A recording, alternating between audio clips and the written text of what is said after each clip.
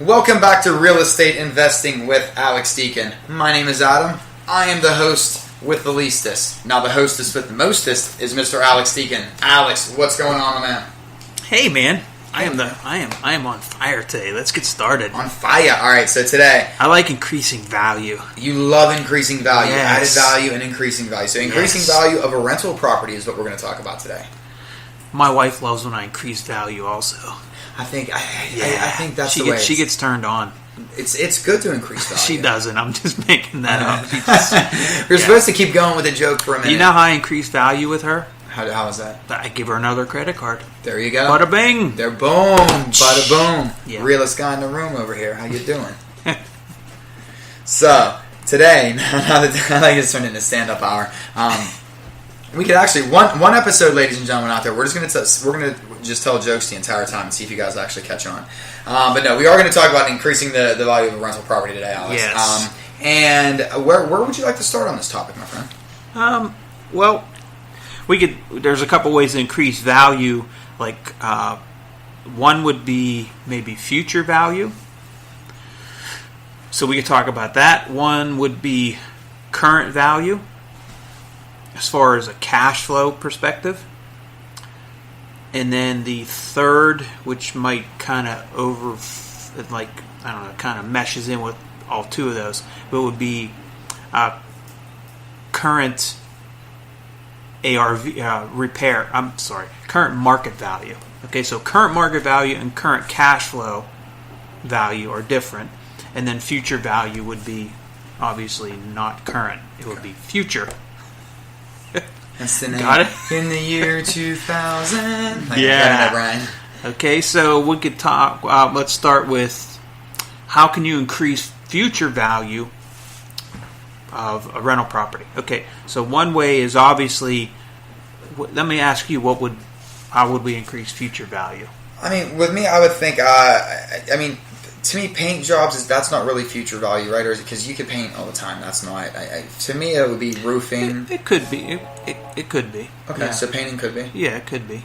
It's minor, but it could have something to do with it. I would think like roofing. Or am I off on that one? Roofing, not so much. So Okay. Future value. How to increase that could be like improvements, like a new roof, new furnace, painting.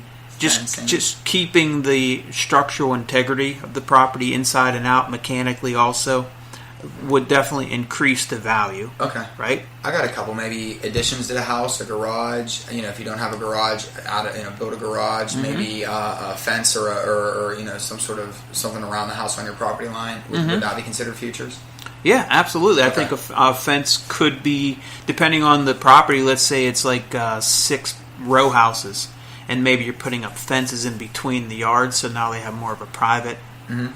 So that could overlap, and that could increase the current value because you could maybe get a little bit more rent. Because now you allow pets, Yep. and now they have a yard that's fenced in. You increase the value there. Okay. The other way to increase future value would be absolutely like garage or off-street parking. I've done the garage thing a couple times, so that increases. Because if you can add a garage for $10,000, so for example, I had a duplex, and we added a 2-car garage at the time. It was probably about $10,000 or $11,000, and we rent those garages for, let's say, $170 a month total. I mean, you're increasing the value probably on that property by $20,000 or $30,000. Okay. Based on now you have a garage, so it's added value there, and more people are going to want a duplex that has garages versus not garages. And 2, from a cash flow standpoint, those garages added value by bringing in more rent. So that $12,000 or $10,000 investment for the garages, making $170 a month is a really good return. Okay. So that's adding a garage or fencing is not only, it's actually adding to all 3. Okay. Because it could potentially bring you more rent. Another thing to think about, and it depends on the property, for adding current value to an apartment for cash flow reasons, a lot of the times I'll get the question is, what should my finishes be? Should I put the really nice carpet in? Should I put the best flooring in? Should I put a granite countertop in? Should I use the best of the best? Right. It's really going to depend on what kind of tenants you're going to have. If it's maybe a student rental, we're all 18 and 20 at one time. Okay? We were. So, use your common sense there. You're going to want to use durable, things that are just durable or throwaways, and they look nice. Mm-hmm. You're not going to want to put the best of the best.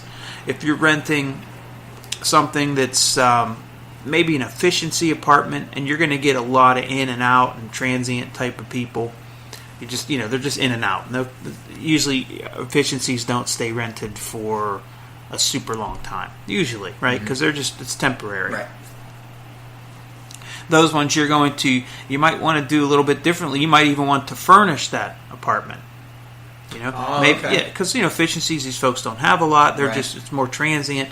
Maybe a furnished apartment in your market is going to add value.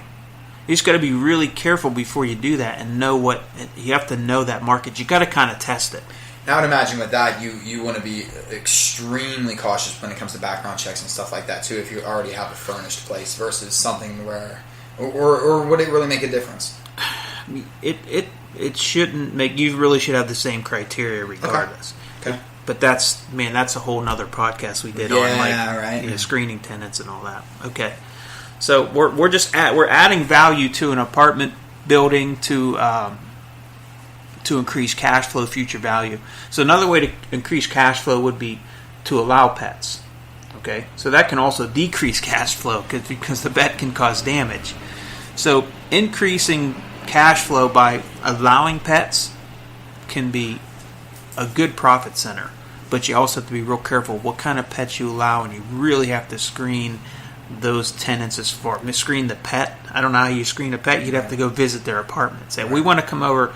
We don't do this, but because it's not feasible. There's not enough hours in the day. Right. Or we're going to come to your apartment and make sure that your apartment's clean and your dog's it doesn't work. Right. People find that really intrusive. They'd probably be like, no, you're not coming to my apartment. This is where I think you've mentioned before, almost like bigger dogs sometimes, not necessarily, but like just certain kind of animals, bigger dogs. Like you said, smaller dogs, cats typically are a little easier. If you can add value if you have a pet friendly apartment, so in my opinion, like a 9-unit that I own that's just down the street here has nowhere to take your pets. Like they'd have to just walk out of the apartment and take them for a walk, and they'd have to go poop on the sidewalk. Right. There's no park or anything, or dog park or anything nearby.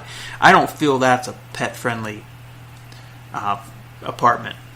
But we have like the duplex that I talked about where we put the garage on. That could be a pet-friendly apartment. So I guess the point is, if you're going to make it pet-friendly, you want to make sure you put some really good, durable flooring in. Okay. I probably would not do carpet. I would do something super durable. That's maybe you're going to spend a little more, but it's going to last. Maybe it's waterproof. Maybe it's super scratch resistant. Just something that's durable and looks good. If you think you're going to make it pet friendly, it sounds like if you're going to make it pet friendly, also think about the tenants as well, because like you said, like if it's not going to be almost like human friendly to have a pet, don't make it pet friendly. Because I lived in an apartment where we had to leave to walk our dog blocks down. Just it was just a headache. You know what I mean? It just became a burden in a way. So I guess that's a but you did. But this is something that you, as the owner of the property, need to test. Should I or can I and should I add value by furnishing an apartment? Should I or can I or just should I allow it to be pet friendly? How's that going to work? Let me test it. Depends on the area you're in. It's so many different factors. You just kind of it's really up to your personal preference, but you have to test and see what works and how you like it. It's trial and error. Yeah. So adding the different types of flooring, adding granite countertops, doing a nice tricolor paint. So instead of just going white and having someone go in and spray your whole apartment white, on something nicer, you're going to want to have like a nice 3-tone, at least on the first floor, in my opinion. I always do like the second floor just white. Because, if it's a second floor and it's bedrooms, or if it's a ranch and it's bedrooms, they're just white.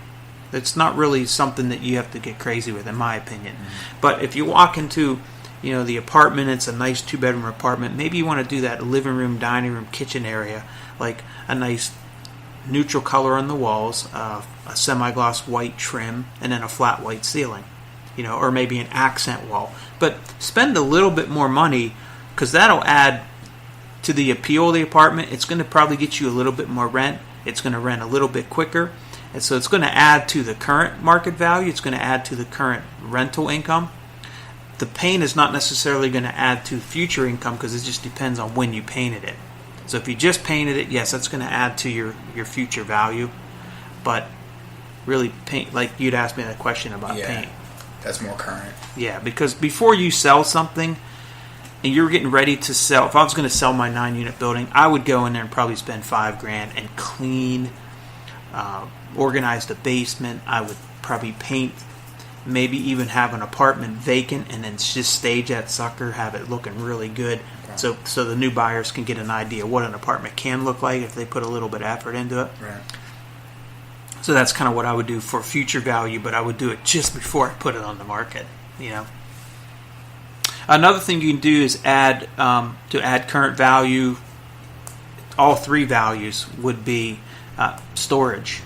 So, like for example, my 9-unit, again, I'll just keep going back to that. I don't have any. I've owned it for like 10 years, and I've never put any sort of organized, lockable, secure storage in the basement. But if I did, I definitely could add some value there. I could probably rent out the storage spaces for $25. If I just went and spent a few $1,000s and added 9 storage units, or maybe it's a 9-unit, but I don't think everyone would use it, so maybe I just add 7, okay, and then rent them out, and it cost me a couple $1,000, and let's say I rent out 5 of them, that's $125 a month for a $2,000 investment. So that's a great return, right? I'm getting my money back in a year and a half. Right. I've added value to the tenants, because the tenants are happy because now they have a place to store their stuff and it's secure, and they don't have to rent something outside in a storage center somewhere else. And I've added value because I've increased the income of the building, so the building itself is going up in value because the income has increased. So I've added current value, market value, I've added current cash flow value, and I've added future value because it's increased the value by making it more appealing to tenants, increasing the cash flow, and that's what it's all about. So adding value to your tenants, and that's always something maybe you think about, is how do I add value to my tenants? What services can I provide to my tenants that would add value?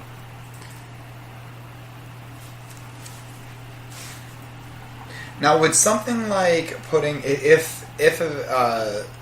I'm sure when it comes to multi-units, I know this is an absolute, and I'm sure that there's a law that you have to have this, but when it comes to maybe like a single-family residential that you're running out, is adding, and this is where this could be a very dumb question, but is adding something like a rampway for maybe for somebody that's handicapped or disabled, making it a little, it's not something that you could do, inside the whole house or anything like that. You might target it for you might target it for maybe senior or handicap. Okay. Yeah, but to add that and expect to maybe a handicapped person or a senior might use it would not be a good idea. Right. I think there are laws, like I do believe, I've never had it happen, but let's say someone who's in a wheelchair looks at your house and says, I like it, can you make it handicapped accessible? I think you have to make it handicapped accessible for them. Okay. But I think they have to pay for it.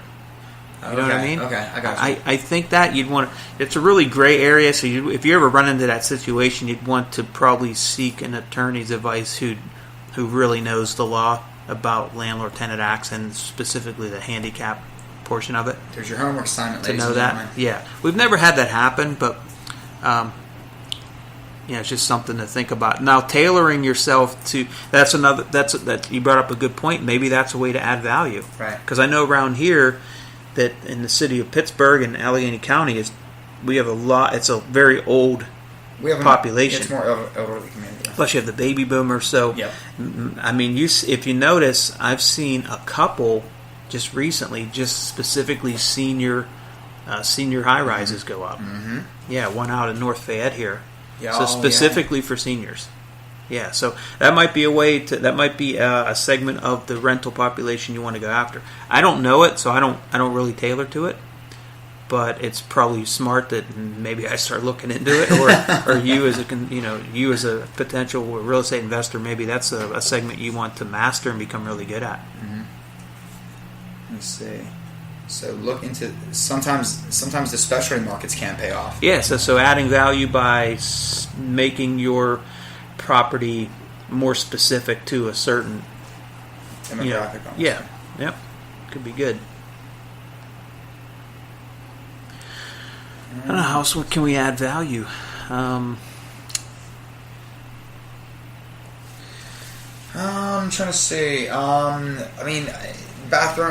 I guess doing a remodel on the bathroom if you ever thought that was necessary. You know what I mean? Yeah, that's a good one because the bathroom you can spend a lot of money in, right? You can go high end like quartz countertops, and you can go with some natural stone flooring and maybe some crazy marble from Italy for the tub surround. Or you can just take a shower. Yeah, so that you could go a $10,000 bathroom or a $5,000 bathroom that looks very similar.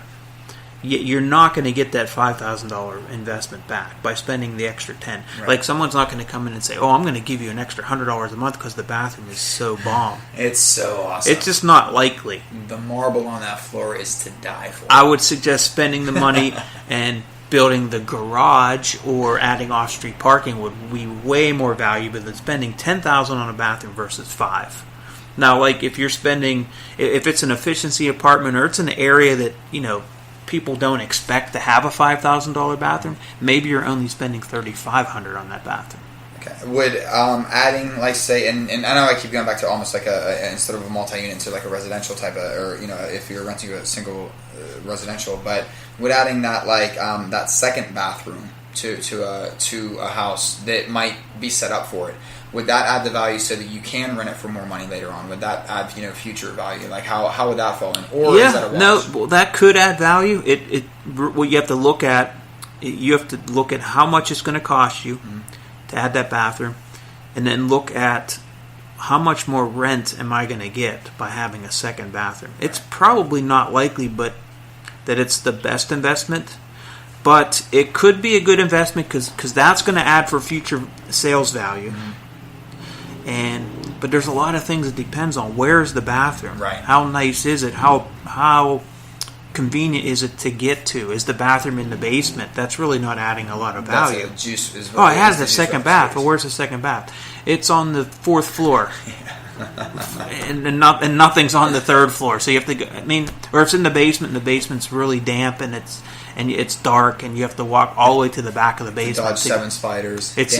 So second bathroom depends on how it's laid out, where it is. Is it part of the master bedroom? Let's say because that could add huge value. If you have a big bedroom and maybe you have a house that has an additional little storage area in the hallway and it adds no value, but you can change that storage area, attach it somehow to the master bedroom, and now that's a walk-in closet, or that's now the master bathroom. Now you have, because that's really what people want today. They want master bathrooms. They want walk-in closets. Yep. If you can somehow to the master bedroom add a bath or a walk-in closet and not take away from the other parts of the house, then that would absolutely add value. So yeah, can adding a bathroom add value? It sure can. It just depends on where it is. More than likely, we'd say usually probably not though, right? It's more of a situation. Yeah. And then most of my rentals, I've been going with, like, when I put a kitchen or I put a bathroom in, I go with white cabinets. It looks really nice. White is right. White never goes out of style. Yeah. So, and the other thing is, if there's ever damage done to the cabinet, it's so much easier to get a cabinet door or a cabinet that matches white versus if you had a dark cherry and after 5 years it starts to fade and then you get a new cherry cabinet, it's going to stand out. So I just go with white because it's easy to touch up with paint and it's easy to replace, and at least the cabinet will look like it fits there even if it's not exactly the same door front. It might just be a little different door on it. So, alright, let's see. So, we've covered flooring, we've covered carpet, we've covered the exterior. Is there anything else like on the exterior of the house that I missed maybe that would add any kind of value? I mean, maybe whether it be current or whether it be in the future, whether it's current cash flow, current market I think value. you could add, I'll go to my 9 unit down the street again. The landscaping on the outside is a mess. I should put maybe $1,000 in landscaping, because what's that going to do? I think it's going to make that first impression like, wow, this is nice, this landlord takes care of his unit. Am I going to get more rent? I don't know if I'll get more rent, but it will probably rent quicker, and I think I'll attract a better clientele if it looks good from the outside. And making your hallways clean and neat.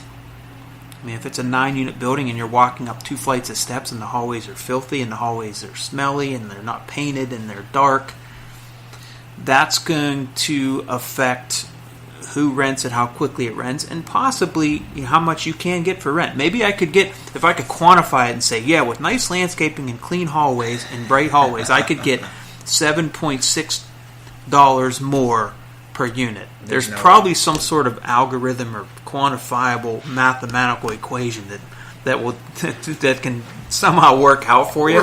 Or there's a BS equation somewhere. But if you use let's just use our common sense. Would you want to rent an apartment building that has dirty hallways and ripped carpet and low lighting and landscaping is horrific, or would you rather rent an apartment with really nice landscaping and an appealing hallway that's friendly and warm and bright? Right.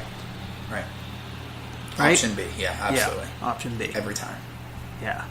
All the time. That's it, brother. That's it. That was good. There's probably 10 million other ways to add value that I just hope that sparks some of your ideas, our listeners, and they can start, testing and fine-tuning what adds value in their market for that particular building. Because all markets are different, all buildings are different, all locations are different.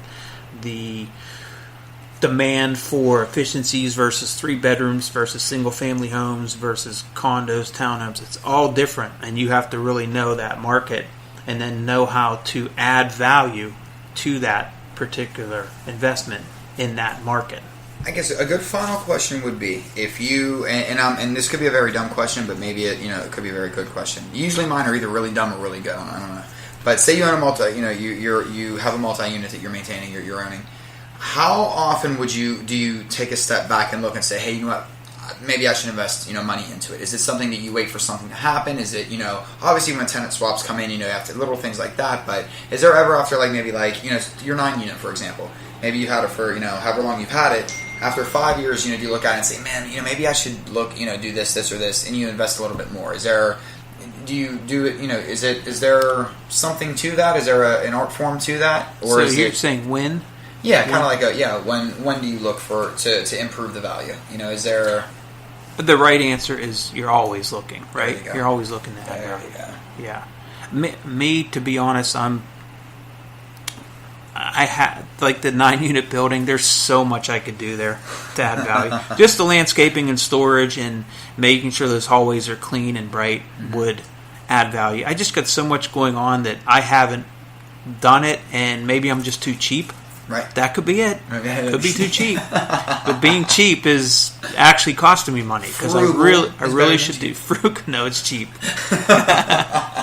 But yeah, I really need to be more a proactive landlord, and I could add value currently right now to that 9-unit building without a doubt. It's just not on. It's not on my radar right now. Right. But yeah, you're always looking to add value. Okay. Always looking to learn from other investors and what are they doing that adds value, and how come they're renting theirs for 10% more than mine, and there you go. Yeah, knowing your market. There you go. All right, my brother. Thank you, good sir. That was a good one. we hope that everyone back there, I thought it was extremely informative. I hope you guys at home wherever you're at in your car listening to this, at any office, hope you enjoyed it.